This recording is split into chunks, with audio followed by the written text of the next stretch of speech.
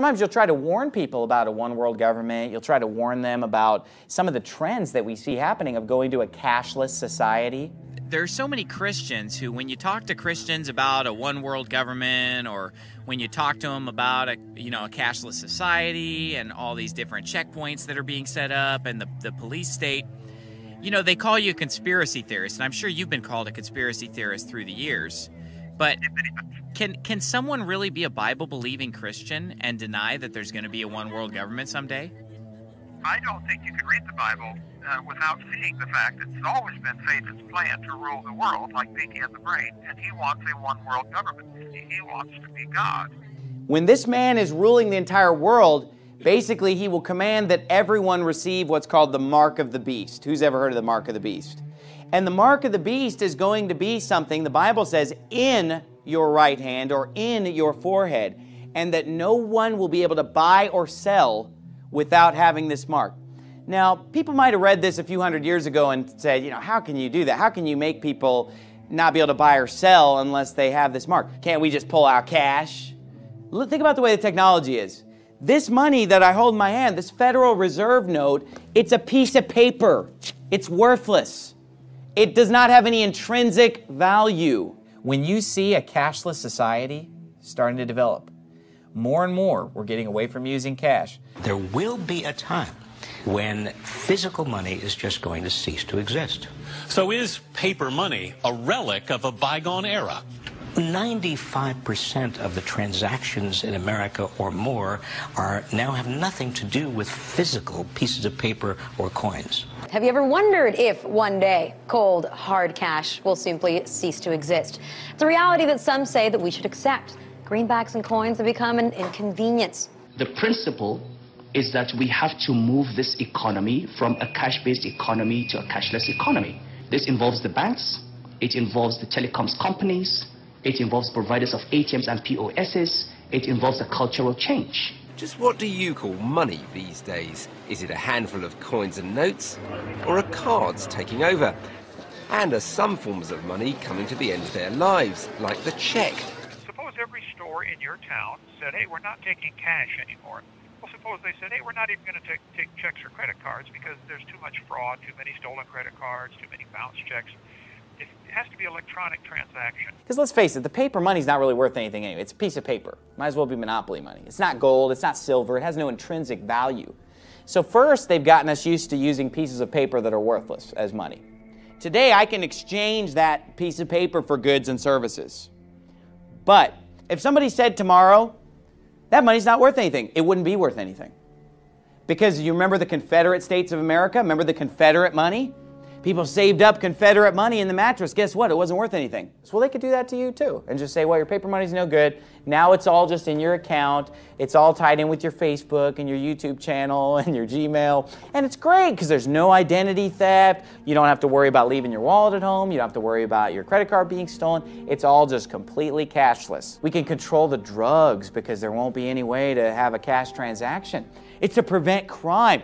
It's sci-fi technology that's about to enter the checkout lane, all in the name of speed and convenience. You'll be able to buy anything from bread to beer if you agree to give the store your ultimate identity. It scares the heck out of me. Once you have your groceries scanned, now what do? Touch your index finger to the image reader and you've paid in about 3 seconds, all with the touch of your fingertip. It's called biometrics, an automated way to recognize you based on your unique biological characteristics. Do not be sold on this because of a convenience. Today it's a fingerprint, tomorrow a microchip. Maybe that ushers in the mark of the beast. Donnie Attaway quit his management job at Quick Trip when the convenience store chain told him he had to swipe his finger to clock in and clock out. And although it may be optional today, who knows about tomorrow? Experts say biometrics are about to pervade every aspect of our economy and daily lives. And you put your finger in there, and my name comes up, and she's got all my information. And it's that quick? It's very quick. Love it? Love it. People across the world already use biometrics. The U.S. government, the airlines, gas stations, even Walt Disney World uses technology that can read guests' blood veins in lieu of carrying day passes. This one world government is going to have so much power that it's going to be able to dictate that no person on this earth will be able to buy or sell without having the mark of the beast. That's interesting. The King James Bible very clearly says that the mark of the beast, this mark that will be required for you to buy or sell, will be located in their right hand or in their forehead.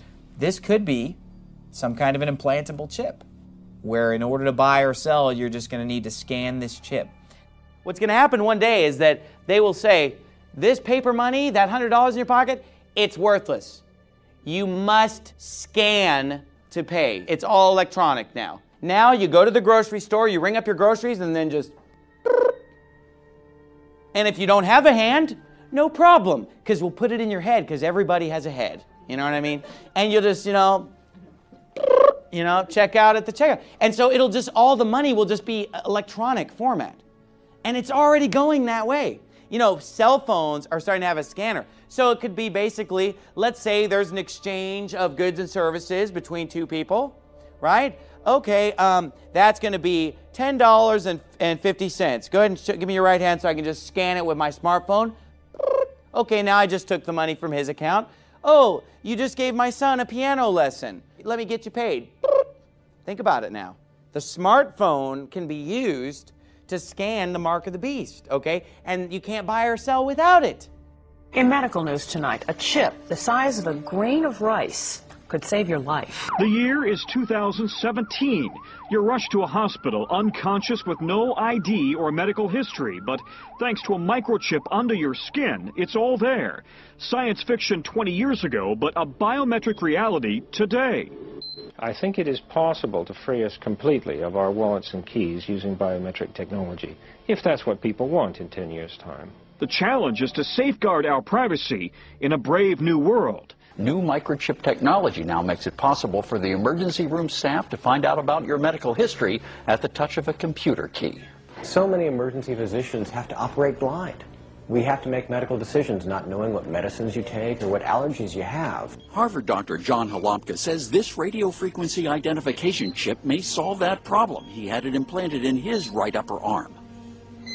A scanner reads an identification number. Those 16 digits are then entered into a secure website where his medical history is stored. EMT worker Brian Orsatti says the chip could help emergency workers. One of the big things is if you ever have some type of trauma patient where they come in and they're unable to give you their information and or their medical history. Dr. Halomka says the benefits are clear. I'm a rock climber, and I believe that if I fall off a cliff and you find me unconscious, the comfort of being able to scan me and figure out who I am outweighs my concern for privacy. The chip is encased in unbreakable glass and is about the size of a grain of rice. The procedure is done with anesthesia and is relatively pain-free. It's like putting a knitting needle under your skin. But in this case, he says getting something under your skin is a good thing. It starts like this. Here's his cat. 5 years later, we found out she's back. Then somebody says, well, if it's good enough for a cat, Suki, I've got mom and dad at home, and dad kind of wanders off sometimes, and maybe we could put in a microchip with his medical records in case something ever happens. Sounds good. And then somebody says, well, if it's good enough for my cat, good enough for grandma and grandpa, what about my baby? No more Amber Alerts. Never having to worry about that fear of an abducted child. And then we say, well, you know what? Maybe we should have them. And on that chip, we're going to have everything. Credit cards, driver's license. Think about it, Metro card. I'm thinking. No more wallets. Think about this. You don't carry keys anymore. So the question I want everybody at home to ask is that a good idea? Because that's where we're going next. It's too sci-fi for me, I'm telling you that. It's here. Much. I know it's here with pets and in a limited basis, but for humans. But your and child. Your child. I mean, come on. People in the past might have wondered, how could this be implemented? How do you stop people from buying or selling if they don't have a mark? But we see now the technology developing that would make it very easy for no one to be able to buy or sell without having this mark. And guess what? Most people only have like 7 days of food in their house or 10 days of food in their house. So if you can't buy or sell, you're going to be in a world of hurt. And basically the Bible says there's also going to be a law that says if you won't worship the Antichrist, you'll be killed. Okay, this guy's great. He's doing a lot of great things. He's bringing people together. Only one catch. Get on board or be put to death. when you hear about that, when you look at that, you probably say, well, in that case, I mean, I guess we're all going to die, you know, that are believers, I mean, those that believe on Christ. I guess we're all going to be beheaded. And the Bible talks about us being beheaded. We're all going to be beheaded, but here's the thing. If this were allowed to continue, yeah, you're right, all believers would be killed. Because think about it. Look at the technology. Look at the surveillance cameras that are going up everywhere. The satellites. Now the police are using drones with cameras to fly around and spy on you. Have you seen that? Surveillance drones. You have them now they're installing microphones at street corners where they can listen in to what you're saying. And it's like the dystopic novel 1984. That's the way our country is going, to where it's a total surveillance society. Used to be you just got on an airplane. Now you got to be molested by the TSA. Now you got to go through a naked body scanner. Now you got to be scanned. You got to be patted down. You've got to have ID with you at all times. And police are constantly, where's your ID? There are your papers. Your papers are not in order. You know, and that's the country that we're living in now. And so what I'm saying is that this is going to continue to the point where it's going to be really hard to escape this prison planet. But let me say this. We will not all be killed. Many will be killed. Don't get me wrong. Many Christians will be beheaded and killed for the cause of Christ. But I'll say this. We will not all be killed because this will be cut short. And the Bible says, except those days should be shortened, there should no flesh be saved. But for the elect's sake, they shall be shortened. And the Bible says that in the midst of this, Jesus Christ will return. Remember we talked earlier about the second coming of Christ. He will return just when they think they've defeated Christianity, they've got their global government, they've got their one world government with Satan at its head. Jesus Christ comes in the clouds, and that's when the rapture takes place. And that's when he begins to pour out his wrath on this earth. And you can read about it in Revelation. He's going to be turning water into blood. He's going to be scorching the trees and grass. He's going to be sending these locusts from hell that are going to be stinging people with tails like scorpions. You know, if you've read the book of Revelation, if you haven't read it, I would strongly recommend it. And don't read the NIV. You know, read the King James Version, okay? If you're going to take the time to read it, why don't you read the real thing, okay? Accept no imitation.